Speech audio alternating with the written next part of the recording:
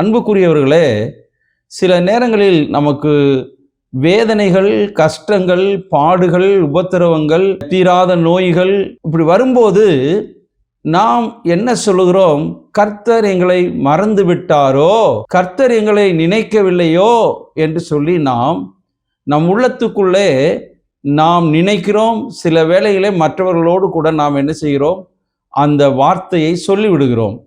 கர்த்தர் ஒருவனையும் ஒரு காலும் எந்த நேரத்திலும் மறப்பதில்லை. அல்லேலூயா. ஆண்டவர் மறப்பதில்லை. யோனாவை நீங்க பாருங்க, வழி விலகி போனாலும் கர்த்தர் மறக்காதவர். யோனாவை நீங்கள் பாருங்கள், தேவன் சொன்னதை செய்வதற்கு கீழ்ப்படியவில்லை. இரண்டாவது, தேவ சமூகத்தை விட்டு விலகி வேறு வழியாக அவன் போனான். கீழ்ப்படியவில்லை, தேவனுடைய சமூகத்தை விட்டு விலகினான், வேறு வழியை தெரிந்து கொண்டான். ஆனால் அவன் கப்பலில் பயணிக்கிற போது நடந்த சம்பவங்கள் எல்லாம் உங்களுக்கு நன்றாக தெரியும். கப்பலில் இருந்து என்னை தூக்கி கடலில் போட்டு விடுங்கள். அவனுக்கு என்ன இப்போ? தேவனுடைய வார்த்தைக்கு கீழ்ப்படிய வேண்டாம், நாம் செத்து போவது நல்லது என்கிற முடிவுக்கு அவன் வந்து விட்டான்.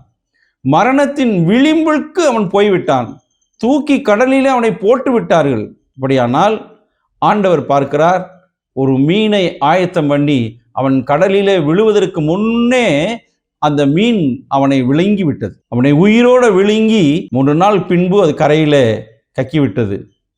கர்த்தர் தன்னை விட்டு பின்வாங்கி போனாலும் கர்த்தர் மறக்கவில்லை. வழிவிலகி போனவனை கூட மறக்கவில்லை. அப்படியானால் நீங்க தேவனுடைய பிள்ளைகளாக இருக்கிறீர்கள், தேவனுடைய புத்திரராக இருக்கிறீர்கள், தேவனுடைய குமாரராக இருக்கிறீர்கள். ஆண்டவர் உங்களை மறப்பாரா?